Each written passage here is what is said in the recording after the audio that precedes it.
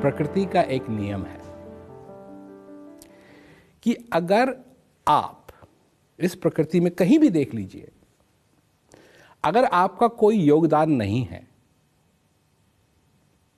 तो प्रकृति ने उस चीज को जिसका कोई योगदान नहीं है, कोई पर्पस नहीं है, उसको पहले ही खत्म कर दिया। अब एक समय था कि डायनासोर थे और जो कुछ भी माहौल था वो डायनासोर्स के लिए खत्म हो गया। जब उनकी कोई जरूरत नहीं रही तो प्रकृति ने कहा जाओ।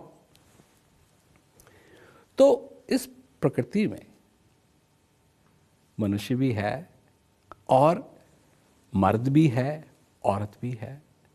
इसका मतलब है सबका योगदान है। तो हम काहे के लिए डरते हैं? ये चीजें जो विभाजन होता है कि नहीं ऐसा नहीं होना चाहिए, इनको नीचे रखना चाहिए, ये डर से होता है। अब लोग समझते हैं कि डर से नहीं होता है, पर डर से होता है। बिना औरत के कोई मर्द पैदा नहीं होता है और लोग भूल जाते हैं इस बात को। भाई तुम आए कहां से? तुम आए कहां से? तो जो आदर मिलना चाहिए, जो सत्कार होना चाहिए, वो नहीं करते हैं लोग। उनको डर है कि अगर औरतें उनको बढ़ावा दिया गया तो वो सारा सब कुछ रूल करने लगेंगी। नहीं, डर से नहीं, प्यार से सबको एक साथ लेके अगर हम आगे चलेंगे तो बहुत दूर तक पहुंच जाएंगे।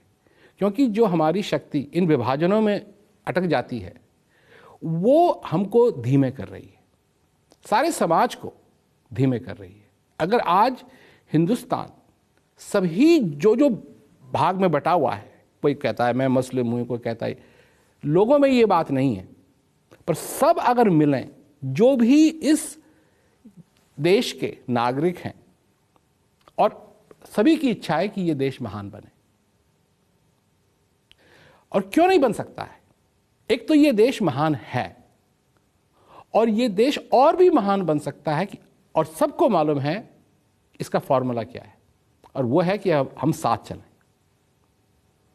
तो ये तो समय आ गया है साथ का, सबको साथ होना चाहिए और फिर आगे चलेंगे।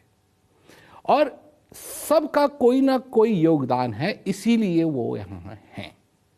प्रकृति के रूप में अगर देखा जाए तो सभी का कुछ ना कुछ योगदान है, और जब तक योगदान है तो उस योगदान को रिकॉग्नाइज करना चाहिए।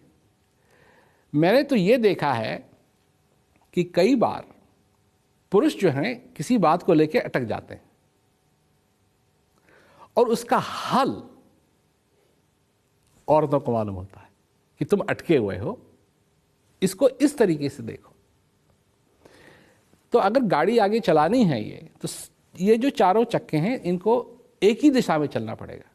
अगर चारों चक्के अलग अलग दिशा में चलने लगे तो ये गाड़ी कहीं नहीं जाएगी, और यही हो रहा है।